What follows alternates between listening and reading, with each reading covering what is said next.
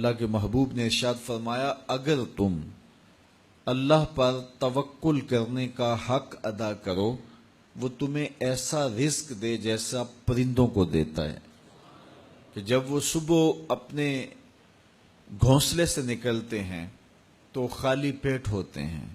انسان کو تو پتہ ہے کہ میں نے کمائی کے فلاں اڈے پہ جانا ہے، دکان پہ بیٹھنا ہے، فیکٹری میں جانا ہے، فلاں جگہ مزدوری کرنی ہے، لیکن ان کو کچھ پتہ نہیں ہوتا کہ ہم نے کہاں جانا ہے۔ جب صبح نکلتے ہیں تو خالی پیٹ ہوتے ہیں اور جب واپس شام کو پلٹتے ہیں تو ان کے پیٹ بھرے ہوئے ہوتے ہیں۔ پھر جس کی جو ضرورت ہے اللہ اس کو وہ نصیب کرتا ہے۔ سارے پرندے ایک جیسی غذا نہیں لیتے، اسی طرح مختلف جو اللہ تعالیٰ نے مخلوقات پیدا کی ہیں ان سب کی اغذیہ ایک جیسی نہیں ہے۔ کچھ پرندے کچھ کھاتے ہیں، کچھ کھاتے ہیں، اللہ سب کو ان کی ضرورت باہم پہنچاتا ہے۔ بلکہ میں کہا کرتا ہوں یہ جو ہنس ہے یہ دنیا کے اندر لاکھوں کی تعداد میں، کروڑوں کی تعداد میں پائے جاتے ہیں، اور یہ سچے موتی کھاتے ہیں، اور ہم اگر کسی دوائی میں استعمال کرنے کے لیے ہمیں مطلوب ہوں تو ہزاروں لاکھوں روپے دے کے ہم کسی سے لیں تو پھر بھی بعض اوقات یقین نہیں ہوتا کہ یہ خالص ہیں یا ناخالص ہیں، لیکن اس جانور کو اپنے پیٹ بھرنے کے لیے یہ موتی روزانہ صبح و شام چاہیے ہوتے ہیں، اور ایک جانور نہیں، دنیا کے اوپر کروڑوں ہیں، میرا رب ہر روز ہر ایک کی ضرورت کو پورا فرماتا ہے۔ تو جس کی جو ضرورت ہے وہ پوری ہوتی ہے۔ بن توکل پنچھی اڑ دے، خرچ نہ پلے زیرا ہو۔ جب وہ گھر سے اڑتے ہیں تو خالی پیٹ ہوتے ہیں، اور جب وہ شام کو آتے ہیں تو ان کے پیٹ بھرے ہوئے ہوتے ہیں۔ تو کوئی اڈا رزق کا مخصوص ان کے لیے نہیں ہے، اور سب سے اچھا کھاتے ہیں۔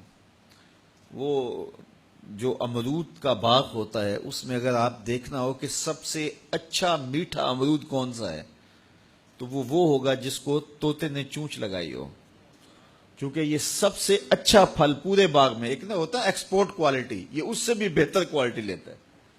تو اللہ تعالیٰ نے اس کے لیے سب سے اچھا رکھا ہوا ہے، تو اللہ نے یہ انتظام کیا ہوا ہے۔ تو فرمایا میرے حضور نے، اگر تم اللہ پر توکل کرنے کا جو حق ہے اس کو ادا کر دو تو وہ تمہیں بھی ایسے ہی رزق عطا کرے جیسے پرندوں کو رزق عطا کرتا ہے، اگر توکل تمہیں نصیب ہو جائے۔ حضرت رابعہ بصریہ کہ ہاں مہمان آئے تو خادمہ نے کہا مہمان آئے ہیں تو ان کے لیے کیا کیا جائے، کہا انہیں کھانا کھلاؤ، تو کہا کہ صرف ایک روٹی پڑی ہوئی ہے، تو مہمان 4-5 ہے، کم از کم 8-10 روٹیاں چاہیے، تو فرمایا اچھا اس روٹی کو اللہ کی راہ میں خیرات کر دو، تو خیرات کر دیا گیا۔ تھوڑی دیر کے بعد دروازے پہ دستک ہوئی، من الباب، دروازے پہ کون ہے؟ کہا فلاں کا فرستادہ غلام ہوں، میرے آقا نے آپ کے لیے کھانا بھیجا ہے۔ خادمہ نے کھانا وصول کیا اور کپڑا اٹھایا، گنا تو 4 روٹیاں تھیں، تو کہا جلدی جلدی اس کو واپس کر دو، اس کے آقا نے کسی اور گھر بھیجا ہوگا، یہ غلطی سے ہمارے گھر آ گیا۔ کھانا واپس کر دیا۔ پھر دروازے پہ دستک ہوئی، پوچھا من دق الباب، دروازہ کس نے کھٹکھٹایا؟ کہا فلاں کا فرستادہ غلام ہوں۔ خادمہ نے کھانا وصول کیا، حضرت رابعہ نے کپڑا اٹھایا تو گنا تو 6 روٹیاں تھیں، کہا اس کے آقا نے کسی اور ہاں بھیجا ہوگا، یہ غلطی سے ہمارے گھر آ گیا۔ کھانا واپس کر دیا۔ پھر دروازے پہ دستک ہوئی تو پوچھا دروازے پہ کون ہے؟ کہا فلاں آقا کا بھیجا ہوا غلام ہوں، اور انہوں نے کہا یہ کھانا حضرت رابعہ کو دے کے آنا ہے۔